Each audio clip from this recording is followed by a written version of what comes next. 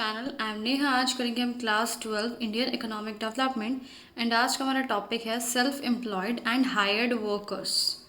सो देखते हैं क्या है ये। एंड गाइस इस चैनल पे हम जितनी भी वीडियोस करेंगे वो सभी एनसीईआरटी की बुक्स में से करेंगे। देखो क्या लिखा है बुक में। Does the worker population ratio say anything about worker status in society और अबाउट द वर्किंग कंडीशन। अगर हम वर्किंग पॉपुलेशन रेशियो के बारे में पढ़ते हैं तो इससे क्या हमें कुछ वर्कर्स के स्टेटस के बारे में पता लगता है या क्या उनकी कुछ वर्किंग कंडीशन से, कैसी कंडीशन से वो लोग वर्क कर रहे हैं, कुछ पता लगता है। ये सभी आज हम पढ़ने वाले हैं। By knowing the status with which a worker is placed in an enterprise it may be possible to know one dimension. अगर हमें पता लगता है कि स्टेटस क्या है वर्कर का, ठीक है, जहाँ पे भी वो नौकरी कर रहा है, इससे हमें एक चीज़ तो पता लगती है। वो क्या है? क्वालिटी ऑफ एम्प्लॉयमेंट, यानी हमारे देश में एम्प्लॉयमेंट की क्या क्वालिटी है, कैसी वर्किंग कंडीशंस दी जा रही है हमारे वर्कर्स को। It also enables us to know the attachment a worker has। इससे हमें ये भी पता लगता है कि हमारे वर्कर को कितनी अटैचमेंट है उसकी नौकरी के साथ। एंड द अथॉरिटी शी और he has over the enterprise, और उसके पास एक नौकरी जो वो करता है उसमें कितनी अथॉरिटी, कितनी पावर है उसके हाथ में ओवर अदर को वर्कर्स, यानी बाकी सभी जो वर्कर्स काम करते हैं उनके रिगार्डिंग उसके पास कितनी अथॉरिटी है।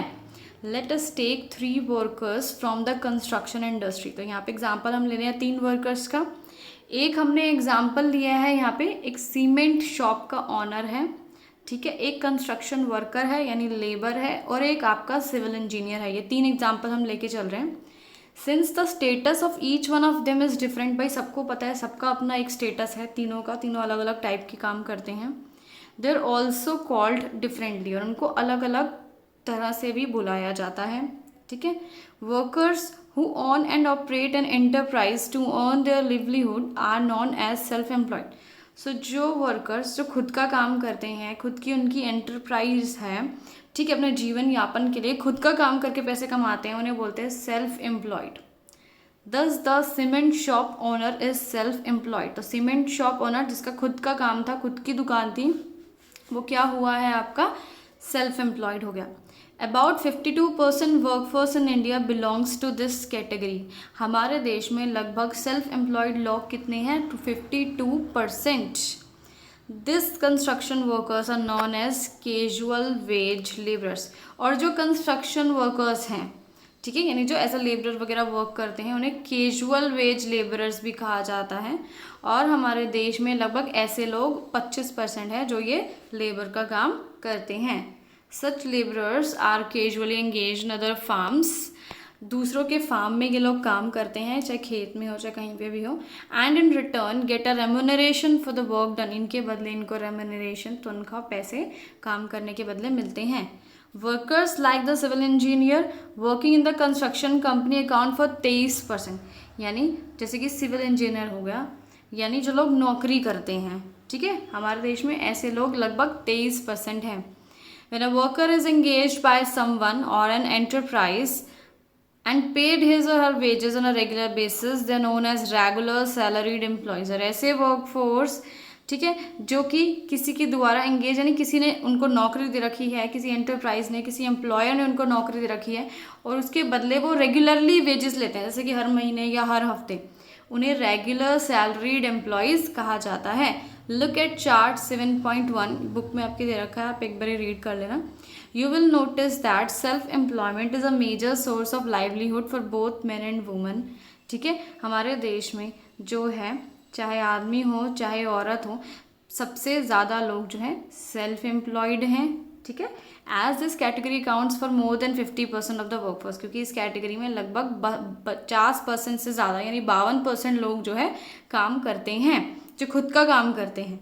Casual wage work is a second major source, और सेकेंड नंबर पे आता है आपका कैजुअल वेज वर्क, चाहे वो आदमी के लिए हो चाहे औरत के लिए हो, दोनों के लिए हो। यानी यहाँ किसकी बात की जा रही है? जो लेबरर्स हैं उनकी बात की जा रही है। पहले नंबर पे था सेल्फ एम्प्लॉयड जिनका खुद का काम है, और सेकंड नंबर पे है आपका जो लेबर्स वगैरह हो गई, ठीक है। When it comes to regular salaried employment both men and women are found to be engage in greater population. लेकिन हाँ, अगर हम इसकी बात करते हैं जो लोग नौकरी करते हैं, उसमें भी आदमी और औरत जो है काफ़ी मात्रा में पाए जाते हैं, वो लोग भी काफ़ी काम करते हैं, ठीक है। आदमी हैं पूरे 23% और औरतें हैं पूरी 21%, ठीक है। इन दोनों के बीच का गैप बहुत ज़्यादा कम है। When we compare the distribution of workforce in rural areas in 7.2 chart 7.2 भी पढ़ लेना, उसमें किसको कंपेयर किया गया, रूरल एरियाज़ और अर्बन एरियाज़ के वर्कर्स को जो है कंपेयर किया गया है। यहाँ हम क्या नोटिस करते हैं, self employed and casual wage labourers are found more in rural areas.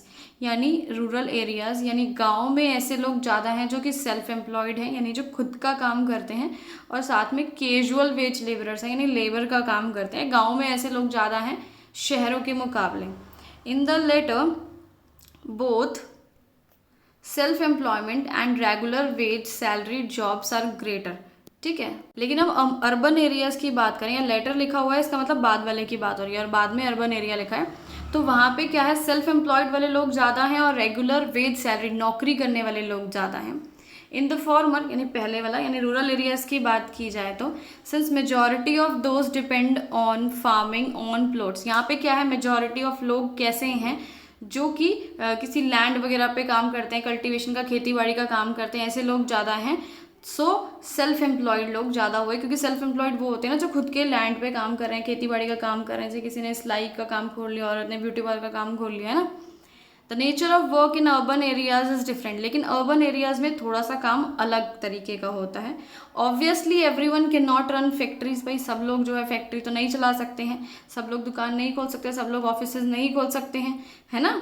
More over enterprise in urban areas require workers on a regular basis, और जो एंटरप्राइज होते हैं अर्बन एरियाज में, लेकिन उनमें भी तो वर्कर्स चाहिए होते हैं रेगुलर बेसिस पे, है ना।